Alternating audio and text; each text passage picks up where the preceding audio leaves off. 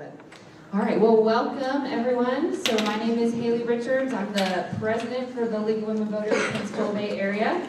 And we are delighted that you are here. We originally had planned to do this meeting back in March. However, we had to reschedule. I think it was one of those like real stormy weekends, and the library ended up kind of closing early, so we decided to reschedule, and this was our next available opportunity with our speakers. So before we get to our speakers and introductions, I'm going to do a few league announcements, kind of reminders about our in-person meetings. I think the number one thing about our league meeting is when you have a question, we have index cards for you to write your question down. So Caroline has some, and we can pass them out. Feel free to write down, multiple questions, and then we'll collect them for the Q&A portion of our meeting a little bit later. Let's see, a couple announcements in terms of upcoming league events. So if you are a current league member, or if you're not a current league member, but you're interested in joining us for these volunteer opportunities, we would love to have you join. The League of Women Voters across the country, we've streamlined our membership process and how to join, so you can do that very easily online on our website, and you can join literally for $20. So I don't think we're trying to make it as easy as possible for people to join the league if they so choose. So for a very small amount of money, you can be a league member and join us. So our first volunteer opportunity, there are some flyers on the sign-in table if you are interested, but we're going to be participating at Rhythm Church. I believe that's next Saturday, August 23rd, 7 to 9 in the morning. They're doing a food distribution, and so league members are going to be there, possibly wearing our league buttons, and then we're going to be distributing some voter information in the food boxes and helping pack and doing a little community service work.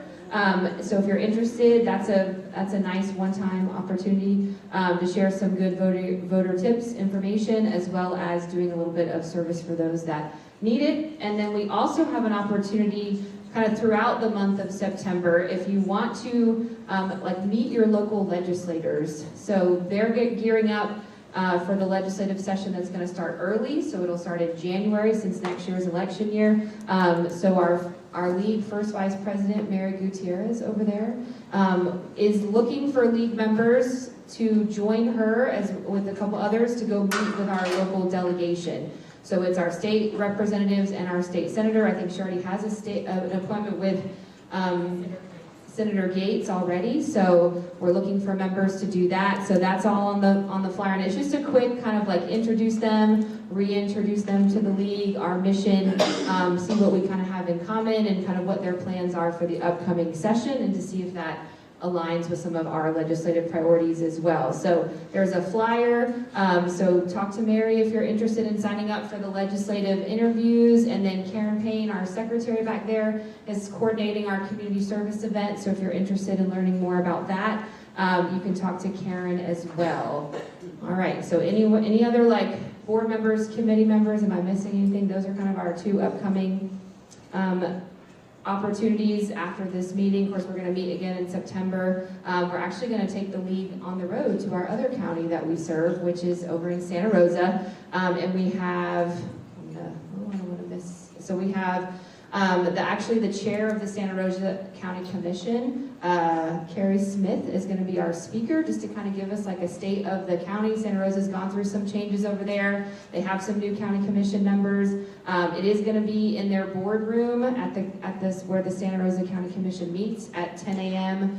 And that's on Saturday, September 20th. So that's kind of sometimes our typical Saturday, but now we're just trying to mix up our calendar a little bit. So that's our next meeting in person. And if you want to join our email list or become a member, then you'll get more information about that.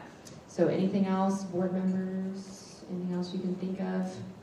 All right. So do you think we're ready to start? All right. So I'm going to turn it over to our first vice president, Mary Gutierrez, who's going to lead us in. I'm going to let her explain it because I don't want to mess it up. Thank you, Haley. So I'm going to do a land acknowledgement. Prior to the beginning of our event, it is our practice to issue an acknowledgement that the land which the state of Florida occupies is the rightful indigenous land of the native peoples of America. The Seminole, the Miccosukee, the Creek, Ais, Appalachee, Yamasee, Tumaca, Tequestra, and the tribe we call Calusa. This land is theirs, it is sacred, and it is the duty of every person who occupies this space to respect it and to seek to readdress the foundational injustice which establishes polity. I want to acknowledge further that the state of Florida has been built largely on the coerced and unrewarded labor of people of color, enslaved Africans and their descendants, and migrants from Latin America and the Caribbean. The alienation of native peoples from their land and the people of color from the fruits of their labor is not only a historical tragedy, but an ongoing injustice that we seek to readdress. Therefore, as we conduct our business here today, I implore the participants to place the necessity for restorative justice at the front of their minds. Thank you, Mary. All right, so I guess we'll welcome our speaker. I know our one speaker is on her way, but if you want to go ahead, I can introduce you first, and then you can kind of start, and then we'll get Grace situated when she gets here. So we have with us, first we have Aida Ramirez, who is a local attorney. She does immigration law. To her is more than just a profession, it's a personal calling. She is the daughter of Colombian immigrants who came to the United States in 1978. She grew up witnessing firsthand both the struggles and the triumphs that come with starting over in a new country. She was inspired by her family's journey. She has dedicated her legal career to making the immigration process more accessible and less overwhelming for others seeking a better life in the United States. Ms. Ramirez is proudly Colombian American and speaks fluent Spanish, allowing her to connect deeply with clients from diverse backgrounds. She earned her Bachelor's of Arts in Political Science from the University of Florida, ooh, go Gators, and later received her Juris Doctorate from Florida Coastal School of Law. While in law school, Mrs. Ramirez distinguished herself as a 3-time national moot court champion, earning top honors at the National Latino Law Students Association Moot Court Competition, the Child Welfare and Adoption Law Moot Court Competition, and the Charleston National Constitutional Law Moot Court Competition. Mrs. Ramirez is a licensed member of the Florida Bar, the United States District Court for the Middle District of Florida, the American Immigration Lawyers Association, the AILA Central Florida Chapter, and the Escambia Santa Rosa Bar Association. Her practice focuses on family-based immigration, removal defense, humanitarian visas, employment, and business immigration. In addition to her professional accomplishments, Mrs. Ramirez is also married to an active duty Navy service member and is the proud mom of an adorable 3-year-old. She brings her dedication to family and service into practice and passionately advocating for her clients as if they were part of her own family. So we are delighted to have you. So I'm going to let you kind of start us off, and then when Grace arrives, we'll introduce Grace, and then we'll do the Q&A. All right. Thank you. Good evening, everyone, and thank you for the League of Women Voters for having me today. Where do I start with immigration? It's always changing. Every presidency, it's always something new. But we tend to forget that our country was founded by immigrants. And speaking to clients every day, they each have a very different story. Some are very heart-wrenching, and I actually have a client that will share his story briefly at the end. Unfortunately, with immigration, there's a persistent false narrative around immigration, largely fueled by misunderstanding and misinformation about how our immigration system actually works.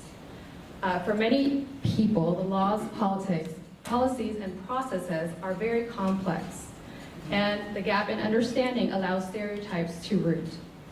That's why tonight I want to go over some of the most common myths about immigration and shed light on the reality behind them.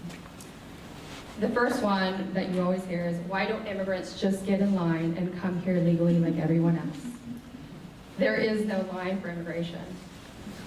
U.S. immigration law is very limited and restrictive. There is also lines that, even if someone is able to legalize, there's a backlog about 20 years.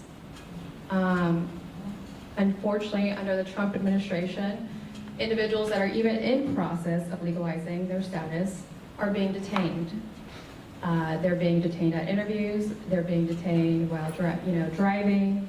I have had clients that have had a work permit, a driver's license, and still were detained. Another myth that you commonly hear: undocumented immigrants don't pay taxes and drain public benefits. Many undocumented immigrants pay taxes and have limited access to any benefits. So there was a study done in 2021, a report by the Institute on Taxation and Economic Policy. Undocumented immigrants contribute an estimated $11.7 billion in state and local taxes annually. They found that about $4.4 billion in state and local taxes, $3.6 billion in property taxes, and $3.7 billion in state and local income taxes. And even Social Security has claimed that undocumented immigrants contribute approximately $12 billion annually to Social Security, even though they will never be eligible to claim the benefits. Undocumented immigrants are ineligible for most public benefits, such as Social Security, Medicare, Medicaid, SNAP, and public housing. The immigrants who qualify are individuals that are going through the Cuban Adjustment Act, refugees, Haitian Refugee Immigration Fairness Act, Iraqi and Afghan special immigrants, trafficking survivors, and certain victims of domestic violence under the Violence Against Women Act. So it's not just anybody who's here legally can get Medicare, can get SNAP. It has to be through a certain programs. Another myth that we hear is refugees and asylum seekers are always trying to cheat the system.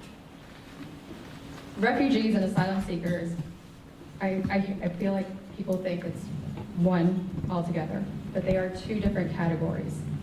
To be a refugee, you've had to apply from outside the country, usually through a UN refugee agency and a US resettlement process before they arrive.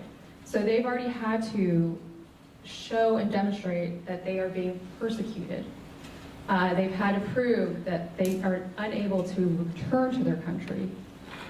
So when they get here and they are considered a refugee, they've already proven their case. Asylum seekers request a protection from inside or at a port of entry. And they are going through the court system. The asylum seekers can claim asylum at the border. They can come in and apply for asylum. The backlogs in court are tremendous. There's some courts that are scheduling hearings in 2028, 2029. But right now, what you hear a lot of is they are detaining individuals at the court. They detained a lot of individuals in Orlando. They've detained a lot of individuals nationwide. The reason for their detention is because the new administration wanted to expedite the removal with the expedited removal procedures. The expedited removal procedure is basically that they've been here less than 2 years. And so they are put into expedited removal proceedings. Even if they have an asylum case pending, it doesn't matter. The only way that they can stop the deportation is if they claim that they have fear. So then they are given a credible fear interview. If they pass a credible fear interview, they are able to see a judge. If they don't pass, they will be deported right away. So even when individuals have already gone through a credible fear interview, they were re-detained under the new administration. So they have to start from the beginning, do the interview again, then they would be able to see a judge. So it's a lot of duplicative processes going on. Another myth you hear is DACA recipients and Dreamers are getting free benefits. So DACA recipients basically are certain individuals that came in before the age of 16. No new applications are being, you can't do a new application, but those who've had DACA are able to renew DACA. They have to renew it every 2 years. DACA recipients have no access to federal financial aid, welfare, or food stamps. DACA recipients cannot be criminals. If you are a DACA recipient and you are convicted of any felony, a significant misdemeanor, which is domestic battery, a DUI, or a conviction of 3 or more misdemeanors not considered significant, or threats to national security, their DACA is revoked. So they have to renew twice a year, well, now it's annual. It used to be every 2 years. For the new administration, it's dropped down to 1 year. And as you know, the president is fighting hard to take away this program. Trump's new policy since he's become in office. So the end to birthright citizenship. I want to make clear that the Supreme Court did not address the constitutionality of that executive order. They sidestepped it by just saying that there was limited use of a sweeping injunction and that basically there should be a case-by-case or class action procedure. So they didn't really talk about the constitutionality of his executive order on the end of birthright citizenship. Most recently, there was another injunction regarding this end to birthright citizenship, so it has been paused for now. There's been a revocation of sensitive location protections. It used to be that churches, hospitals, funerals, and weddings were off limits to immigration customs enforcement officials. Now, as you've heard or haven't heard, they are picking up people at churches when they're leaving, or at hospitals when they're being treated. At schools, they're using their children to bring individuals in to actually detain them. On top of that, there's been expansion of deportation authorities. So there's the DEA now, the IRS, ATF, U.S. Marshals. They're all now part of this deportation process. There used to be priorities on immigration enforcement. Typically, in the past presidencies, they aimed to deport individuals such as criminals of heinous crimes, that they've been here under 2 years, that they are perceived as a public threat, national security, or public safety. But now, under the new administration, everyone's a target.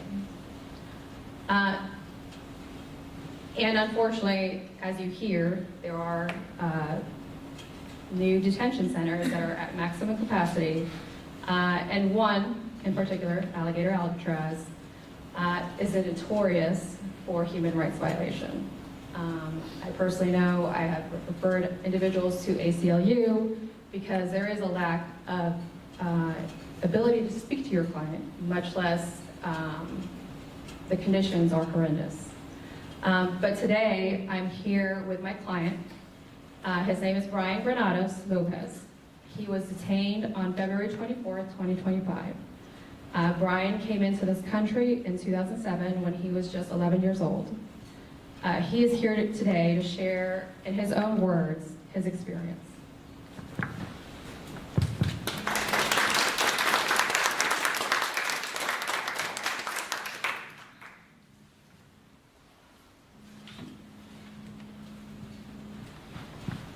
Hi, how are you?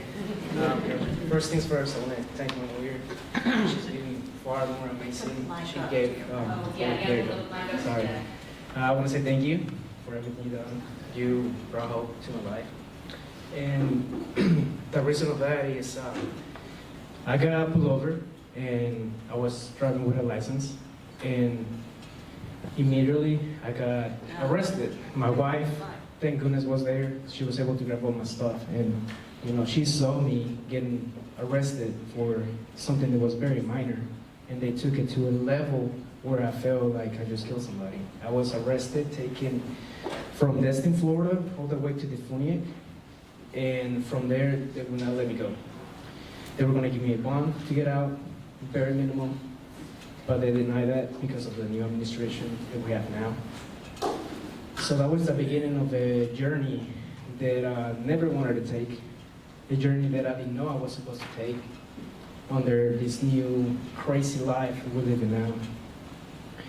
I was treated in a way that I feel humiliated. It's very hard to speak about. It was not only being handcuffed, but it's you handcuffed to the waist, your legs. You had to walk like a penguin, because it was just so hard. When I left the Funiac, they took me to Panama City, Tallahassee, Orlando, Miami, and I got put on a plane 4 hours all the way to Texas, where I was a mile away from the river, you know, an hour away drive from the Mexican border. I was so close, but yet so far from home. This is my home, I didn't know nothing better than that. I have nothing in Mexico. The whole time I was in handcuffs. Feel worse than an animal. I think an animal has more love. I gave my dog more love than they gave it in there. It was long hours, even in the flight. It's not like I can jump out of the plane or something. They were handcuffing us, and we had our seat, and they will handcuff us to the seat just to make sure we don't go anywhere. When I got to Chrome, which is in Miami, that's probably one of the worst detention centers that I've heard. Have a lot of people that I know due to church. A lot of people have been detained. Keep in touch with them. They call me, like, what should I do? How do I make it through this crazy situation? And Chrome, to me, was not just a prison. It was not a detention center. It was a mental breaking moment where I thought it was 5 days in this very small room, and it was only 3. My sense of time was gone. I didn't really get to eat. Water, I would love to have some water. It was right here when you got some. It was the little paper cups, and you get one per person. It was 38 of us in a smaller room, and from the railing to the chair to the podium to the end. 2 bathrooms, nothing but concrete. About 60 degrees in there, cold, really cold. We have young people in their early 20s to a 78-year-old in there who needed medicine to be able to sleep because he had insomnia. He was awake for so many days. Even before we got to Chrome, he was literally going insane in there. There was no medical help.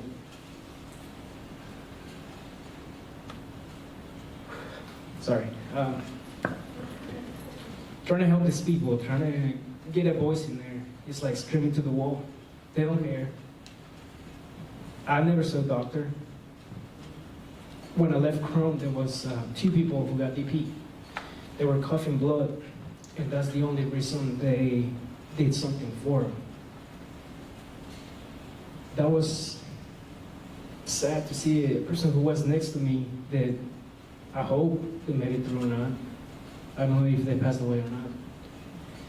But they were coughing blood. That's the only time they actually did something for that person. And he was only 18 years old.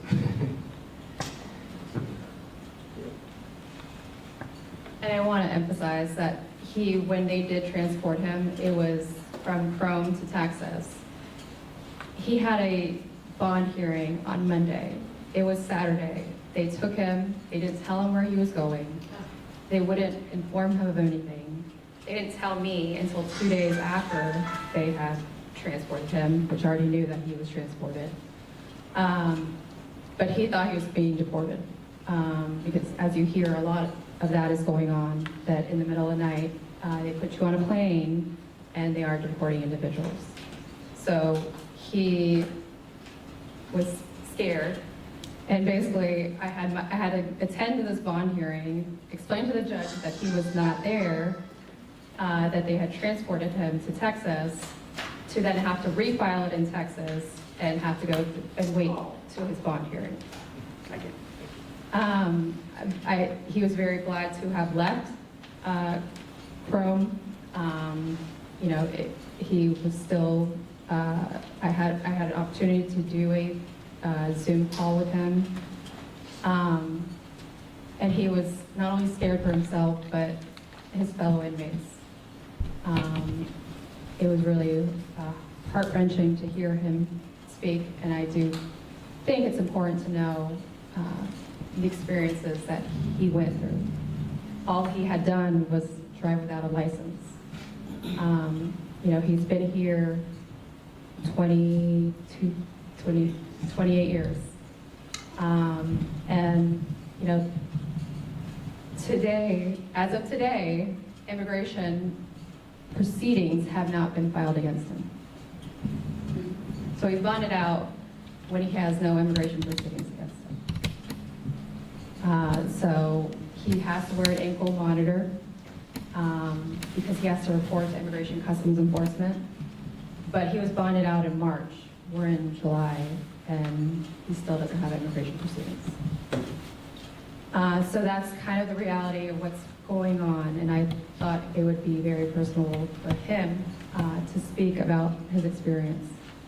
I think a lot of people don't hear it, and I think it's important that this is what's going on. It's very common. It's real. It's very real. But, I'll be here after the meeting.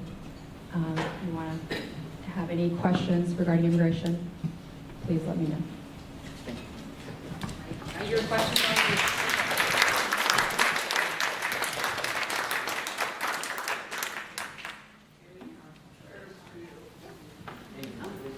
All right, so we're going to introduce our next speaker who's going to join our panel. So Grace, are you ready? All right. All right, so Grace McCaffrey was born and raised in the U.S. and Mexico border city of El Paso, Texas. She's been a resident of Pensacola, Florida since 1993 and began publishing the local news in Spanish and English in 2005. She established the La Costa Latina newspaper and the Hispanic Resource Center of Northwest Florida to provide information and resources to Spanish speakers in Northwest Florida and South Alabama. Mrs. McCaffrey has formerly served the Gulf Coast community as the Communications Director for the Haas Center and the Northwest Florida Manufacturers Council and Assistant Director of the Center for Research and Economic Opportunity at the University of West Florida. She also worked as a business counselor in New York City, communications specialist for the Escambia County Board of County Commissioners, Public Relations Director of the American Red Cross of Northwest Florida, and the Director of Development and Public Relations for Independence for the Blind of West Florida.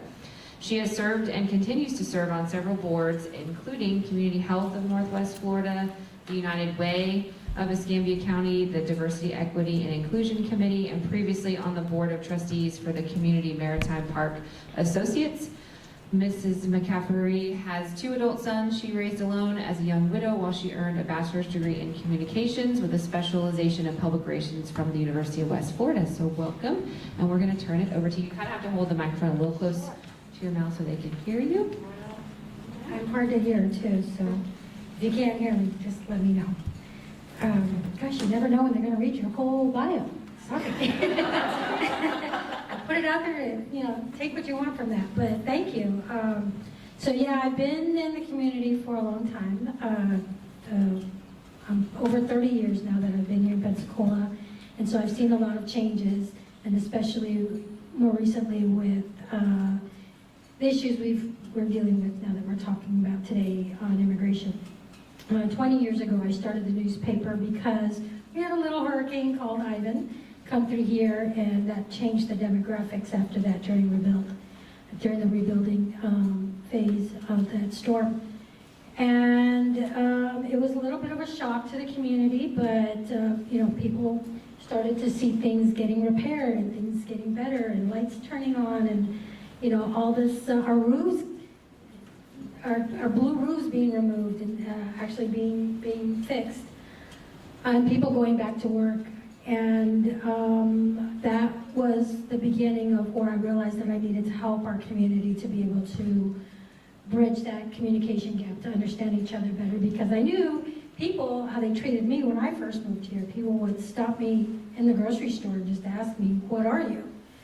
And, you know, the question itself didn't faze me, but, you know, after a while I realized this is the community that I live in. I actually had somebody stop at a traffic light, roll down their window, and just said, hey, what are you? And I said, well, I'm Mexican is what you want to know. And then he talked to his buddy in the car, the driver, and he comes back to the window and he says, is that like Polynesian?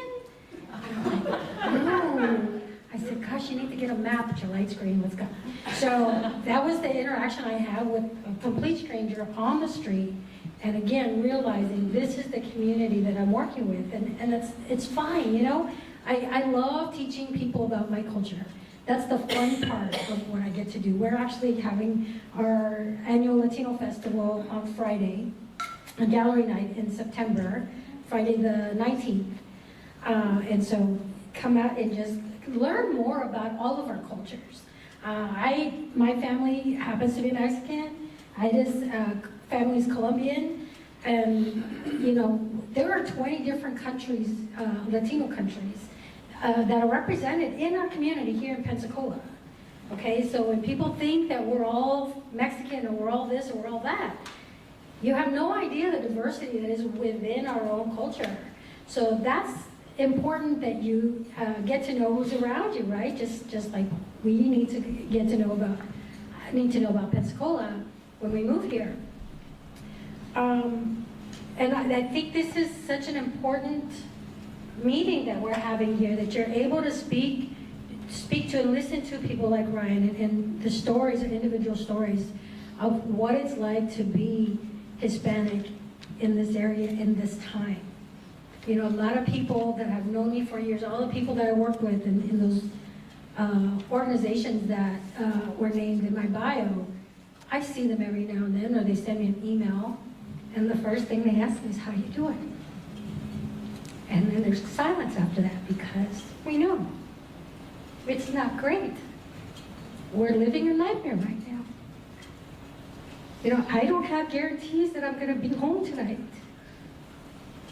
because we are being racially profiled right off the street. Just this morning, we have what I call our own version of our Underground Railroad, but we're very public. I'm very public about it, because I don't see any reason to hide what law enforcement is doing to our people, especially in Baldwin County. That is a horrific situation that they're dealing with in Baldwin County.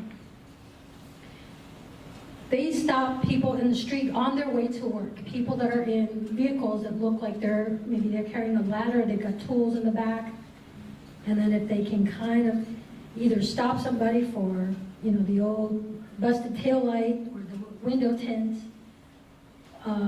or if they can, you know, get a glimpse of the driver, guess what? You're getting pulled over.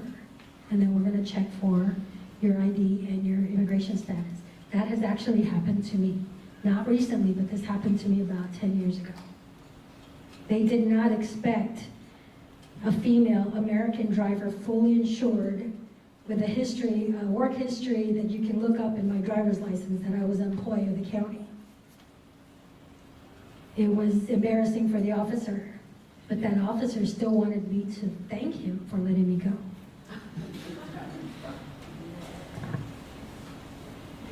What's happening in Baldwin County, though, every single day is a risk. Walking out of your house, you people cannot go to the grocery store without taking a risk that they will not come home.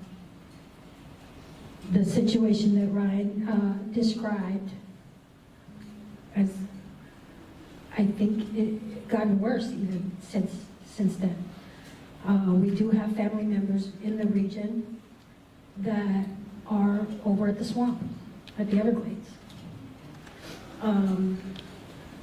I do speak to some of the families because they just know me as someone who helps in the community, and sometimes I'm literally just sitting crying with a wife, discussing, should we tell the kids? And the reality that people are facing, the arrest that happened in Atmore yesterday, or the day before, in Atmore, I'm getting messages from wives that are saying, I don't understand, these are people that were my friends. And now they're saying all these horrible things when I go to the grocery store, when I go to pick up my kids from school. They're saying these horrible things about my husband, who was just going to work. Never had any kind of criminal history of any sort, not even traffic violation of any sort. So people want to chalk things up to, why don't they just do it the right way? Understand the people that are being targeted right now are exactly those people that were doing it the right way. They have the right, people have the right to come to this country and ask for asylum. And then there's a process for that. And that's what these folks were doing. But all of those applications are being canceled. They're being told, sorry, go back home, or we're no longer going to proceed with your application. And by the way, if this happens to happen in court, where there's an officer in the court building, you're going home that day, or you're being taken up that day. You're not going to go back home. Even though you showed up for your appointment, you showed up for your court date, you did everything like you were supposed to, didn't miss a single appointment in all this time, you're going to go to detention center. The amount of time that people are staying in detention centers is rough, to say the least. Not only because of the conditions that they're in, they're also obviously overcrowded. But you've heard of people saying that their family members have disappeared. This is an issue that we're actually trying to address at a very local level, which I've spoken in depth to our local electeds so that they can understand. I want you people to understand this as well. When someone is arrested locally, they go to the county jail. If they have any local charges, they have to deal with those local charges. While they're being booked, their fingerprints get sent to ICE. ICE responds and says, yes, sir, no, we want to keep that person. We want you to keep that person. And that's where they wind up with an ICE hold, okay? An ICE hold just means that after they're done with their local charges, ICE wants to talk to them and review them and see if they want to go ahead and take them into custody after that.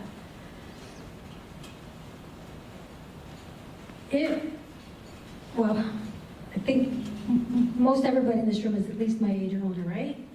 When we were kids, we remembered everybody's phone numbers, right? Right? I still remember all of the kids in my neighborhood. I remember everyone's phone numbers still, because that's how we learn. How many phone numbers do you remember now? Your kids. How many of your kids, how many of your grandkids know your cell phone number by heart? Teach them. Because if they don't know your number and they wind up at the county jail, they cannot call you.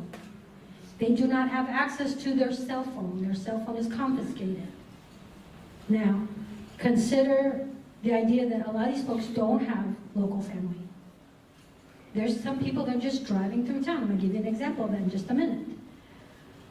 They're in jail. They don't have anyone, they don't have a phone number to call. They have no idea how to make a phone call, because the way you're allowed to make calls from the jail is with a tablet. And they hand you a tablet, but no one there speaks Spanish or your language to be able to explain to you how to use that tablet, to make a phone call, to manage commissary, to request funds from your family so that you can buy food or necessities in the jail beyond what they provide.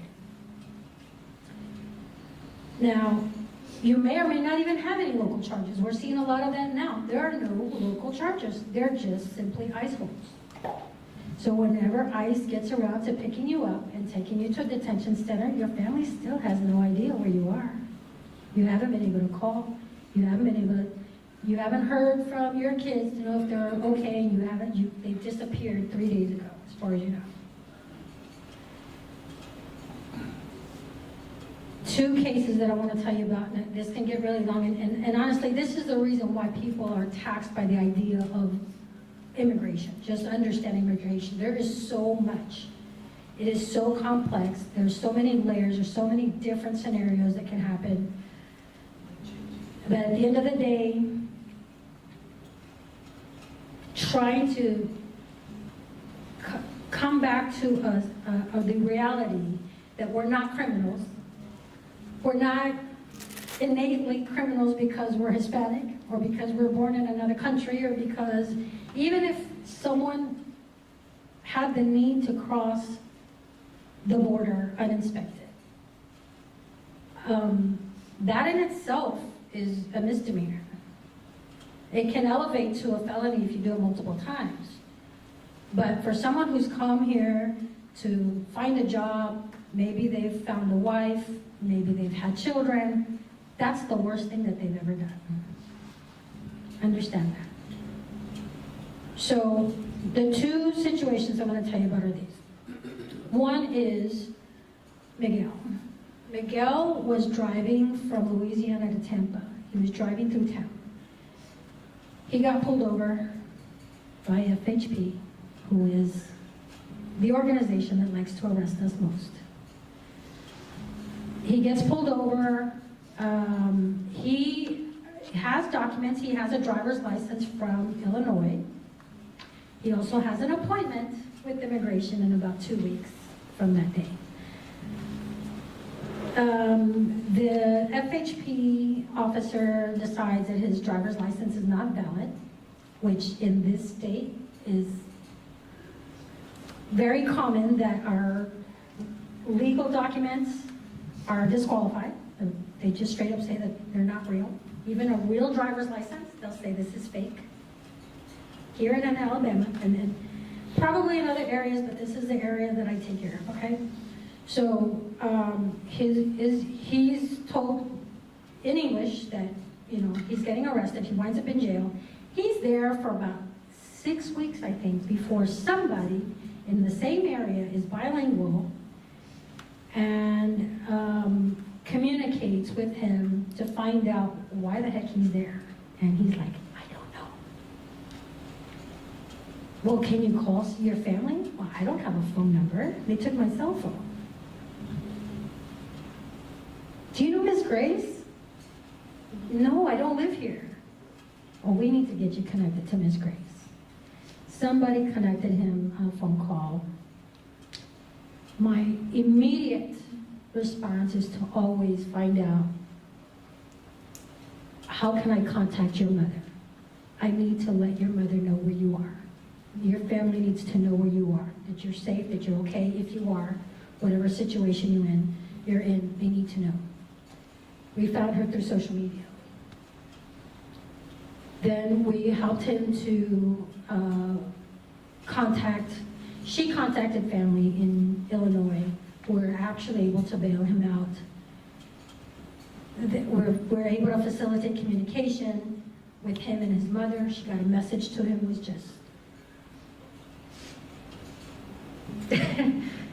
So I get a phone call in Spanish, Miss Grace, I'm standing in the corner somewhere. I don't know where I am. Can you please come get me? He got out.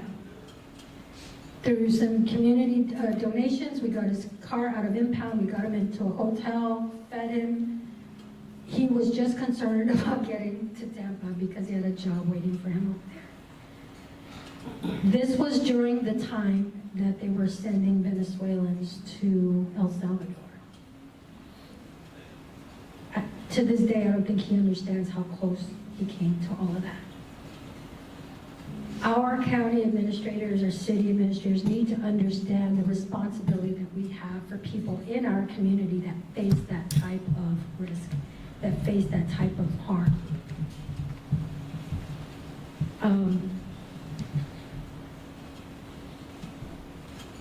The other family that I have permission to speak about is one that's got a family member over at the swamp who's got chronic illness.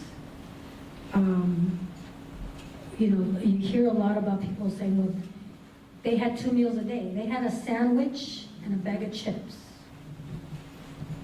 They ate at 7 in the morning and again at 6 o'clock at night. 9 hours in between, something more than that. Does anyone know what it's like to have sickle cell disease? It is extremely painful. You need to have a very specific diet to manage this. And this individual is having to manage the pain that he is in all over his body because he's in this facility for the same reason that Ryan was in. The same situation. He's done nothing wrong. He's got a family. He had a driver's license.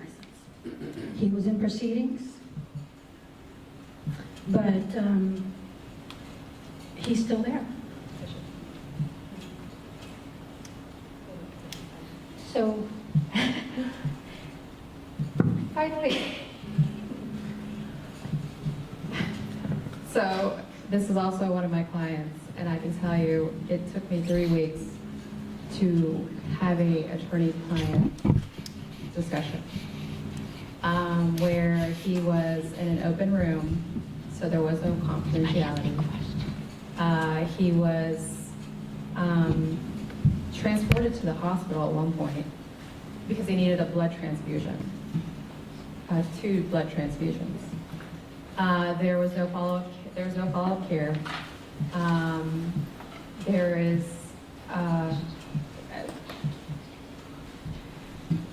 and this is how the immigration courts are very circus-like. I had a bond hearing for Alligator Alcatraz individual. The week before, it was a Chrome judge. The next week, I had his bond hearing. They canceled my hearing the day of, at the hearing, and basically told me, well, we no longer have jurisdiction over Alligator Alcatraz. I asked the judge, well, who does? I don't know. So they are toying with individuals. The ACLU is involved. The ACLU is involved in his case. But this is the nightmare of being in these detention centers. You're at their mercy. The courts half the time don't know what's going on. Courts are getting emails during hearings firing them.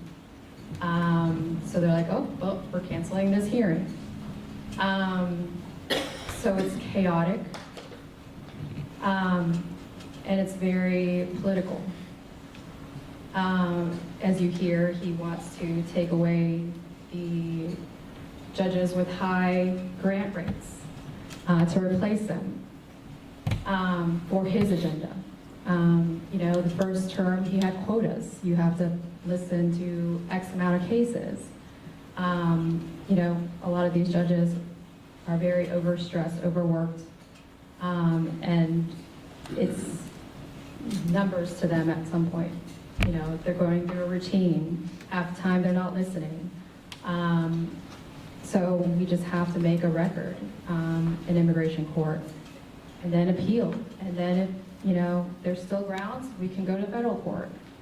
I've had to pick up habeas corpus training because I think a lot of what's going on, we're going to have to go to federal court and fight. Because that's the only way to win under this administration. So it's been an adventure. Grace and I are always in communication on different scenarios because we need a village for this.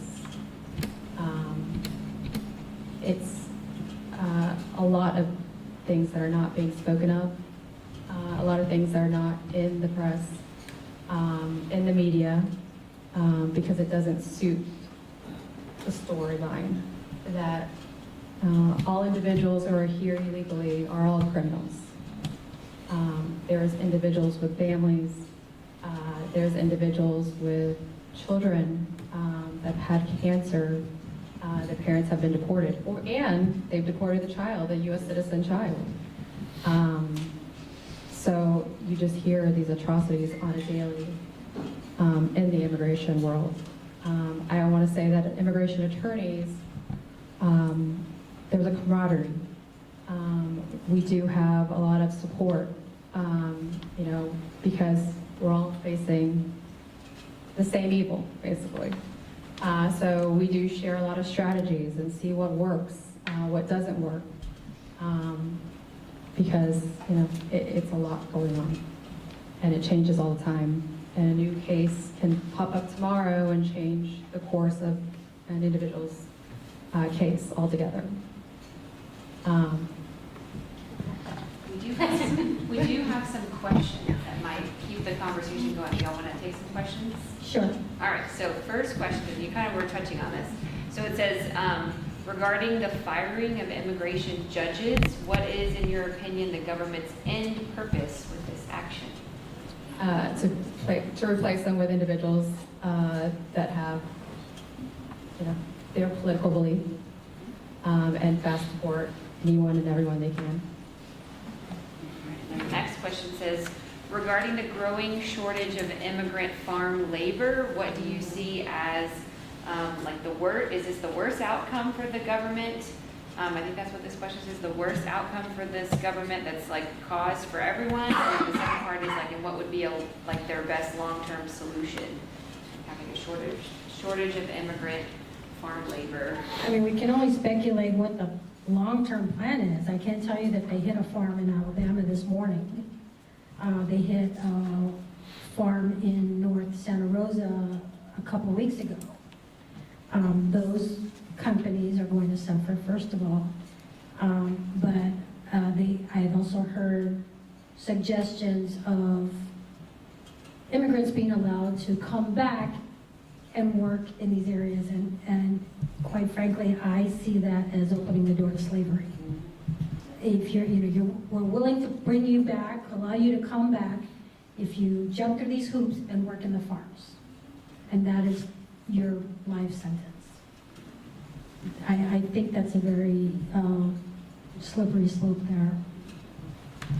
All right, and then the next question says, what is the typical amount of time and expense to gain U.S. citizenship? So you might want to speak about like currently and maybe like prior. Like before the current administration, maybe what did that look like, and then maybe what's the current? So it's hard to say because a lot of cases can be very complex. There can be multiple layers. Individuals could have past deportation orders from their childhood because their parent never showed up. So, you know, it's depending on the situation. What I can tell you is the filing fees have increased big time.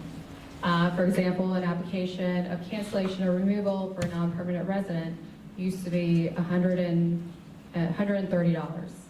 It has risen to $1,600. And that was on the big, beautiful bill. So they've added additional costs, such as you have to pay a $100 fee for an asylum application every year. So, you know, it may not be their fault that it's taking 5-6 years, but if they don't pay it, then it can be denied for not paying. So just adding more and more hoops and expenses is what it sounds like. Which is unfortunate because the league, like we have representatives that go to the naturalization ceremonies, and we provide them with information about voting, and so that just like, you know, we have that available as an opportunity. Diane's actually here if anyone's interested in signing up for that for the next one. All right, and then this says, so which y'all kind of touched on, but if you want to expand on anything. So this says, what is happening here locally? So like ICE in public schools, churches, schools, hospitals, like who is working with ICE here for local roundups, and what can we do? Like how can we hear what is going on, and is like, where is a local detention center? So FHP, there is Escambia County Sheriff's Office is teaming up with ICE. There's ATF, there's Homeland Security Investigators, And by the way, the Homeland Security investigators used to investigate individuals that were trafficked, individuals that, the notario fraud that we had going on here. An individual basically was stealing, saying he was an attorney, saying he was a Customs Border Patrol agent, saying he was all these, and selling a dream, charging individuals $40,000 to $50,000 a person. Yes, sexually violating some of these individuals. He only got, how much time? 9 years in prison. He was persecuted, or it was out of Alabama, right? The case, yeah. No, it was Alabama. Yeah, it was. He was in several states. So. Correct. It was a nationwide operation, but he only got 9 years. And to this day, they keep coming up. HSI investigated it, that there's other individuals that we've sent over, but HSI is now involved with deportation. So now they've completely gone from investigating victims of crimes to getting rid of all of these individuals who may be victims of crimes. So one of the first changes that we saw was the policy to allow local law enforcement to determine whether VAWA protected immigrants Or a visa. were going to be, honored. These are visas that are given to victims of crimes. They actually assist law enforcement in putting the bad guys away. We work on community organization committees to help bridge these gaps so that we assure our community that they can go to law enforcement and tell them when they've been a victim of a violent crime or otherwise, to put these bad guys away. And these visas were created to be able to protect these people. But they were one of the first ones that said, well, we're not going to disqualify them, but we'll leave it up to local law enforcement to decide whether to honor them. It was kind of an unofficial. There's a lot of stuff that's unofficial, like this 3,000 a day arrest quota. It's unofficial stuff that you're not going to see on a law book or anything anywhere, but it's kind of known. And there you'll find evidence of it through different conversations, internal conversations. For example, like a T visa, they also have to report to a government, official about being labor trafficked, or it's either labor trafficked or sexual trafficking. Now I have to have the conversation where, if we do contact them, potentially they can pick you up because they have their quotas to bill. So what's an easy target is someone who's coming in their lap. And the T visa or U visa is no longer a protection for them. All right, so the last couple questions are similar. One of them says, follow the money. So like, who is benefiting? Who owns these prisons or the detention centers? Is there a lawsuit against the U.S. government for illegally arresting people and like illegally detaining them in detention centers? And what can we do besides protest? So the last question is also kind of along those lines. So what can we do if we're kind of stuck with the current administration for the next 3.5 years? What should citizens focus on to help until there is a change? What can we do in the meantime? I'm going to give an angry answer. Because they keep changing the law. Now, immigration law has changed a lot. Absolutely. Traditionally anyway, almost daily. But they keep changing the law about who has the right to do what. They even want to take away our rights to protest. Okay? They're about to call them all riots so that we can all be arrested. Okay? My heartache with folks on a local level is these MOAs that our cities and counties are signing. Almost under duress from the governor.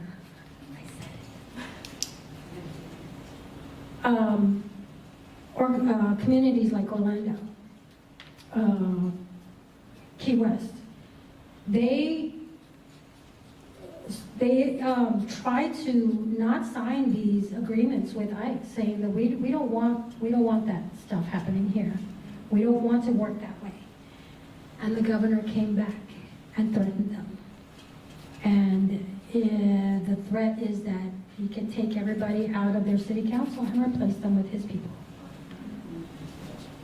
Have we seen him do that here already? Our university, maybe? This has actually happened historically with the city council back when there was an actual scandal. So yeah, the governor has the power to do that. I think right now we're all in some shock. We've got to shake out of this shock and understand that you are seeing what you're seeing. What we're telling you is actually happening. But we can't react anymore with empathy and sympathy. Feeling bad for us is not helping. We need more action. We need more voices. We need more people to put pressure on the electeds. I'm doing everything that I can to educate our local officials to understand what we're talking about right now. And we'll have more of these community forums so that we can have these conversations and understand better what we're talking about, because I do believe that at some point something is going to break, and the majority of this state has to stand up and say, no more. We've been here before. This is way out of hand. We've been here before, we can stop this, but we all have to be more educated. We have to understand more about what's happening. That's why I really appreciate that we're having this conversation here, and that you're listening firsthand from someone that's been through the system, not just someone who chokes up every time we talk about our immigrant community, or just people that are in this every day, in the fight every day. You need to understand and not just throw out phrases that you keep hearing every day. Understand what you're saying when you're saying it to someone, and understand what's happening. And people say that there's got to be a better way. I mean, a lot of people that were for this in the first place are saying, hey, we just need to do this legally. Well, we were doing it legally. Everything was happening legally, but because it happened under another administration, we're trying to erase all of that. And that's why all of these people are caught in the middle. And the way that we are able to put so much power into this is with hatred. Plain and simple. It starts with ignorance, not understanding, and it winds up with hatred, fear, and what we're pushing into today. We all have a responsibility to make it stop. Maybe Ida will tell you something more legal. I think she nailed it. I think there's a lot of misinformation. That's why I went through a lot of myths. Because it's easy to generalize the population instead of looking at the reality of what really is going on. Immigration is very complex. A non-immigration attorney, you ask them about like immigration stuff, and they'll think it's like bankruptcy law. I don't know what you're talking about. People that dabble in immigration law, that's, I don't like it because it usually messes it up big time, and it can affect their cases in the future. So this community wants a dream, hence why they were paying $50,000 for a dream. That was all fraud. We need to understand that these individuals, are looking for a better future, looking for the American dream. Not all of them. There's always bad seeds, but that is a small portion of the population. So I think talking with local officials, having them understand these are individuals, these are people, these are part of the community. I think that's going to be the most powerful message. It's a good plug for our legislative interviews that we're trying to get league members to volunteer for over the next month or so. So I'm going to kind of wrap up because I know we're kind of on a time frame with the library, but I know they're going to stay for a few minutes if you want to go up and talk to them. And we so much appreciate, is it Ryan? Brian or Ryan? Oh, Brian, sorry. Brian, for coming and sharing your story. I mean, I'm just like, probably not a dry eye in the house. If anyone needs Kleenex, we have some Kleenex. And so we just appreciate both of you for coming and sharing and for the work that you do. And then, you know, as the league, a lot of what we do is to try to advocate for change and try to educate voters about the process, what's on their ballot, who's on their ballot, so that when they do walk in, they can make the best informed choice, you know, and I think that's the key, especially as we gear up for another election year next year. So thank you both for coming. Grace did bring some copies of the newspaper, so please pick those up. Make plans to go to gallery night in a few weeks as well. So thank you all for coming. We look forward to seeing you at a future league event.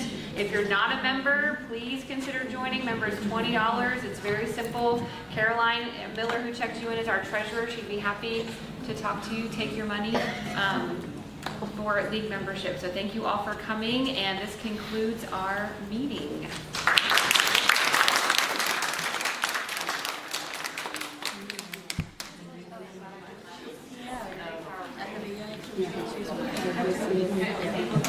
Yeah.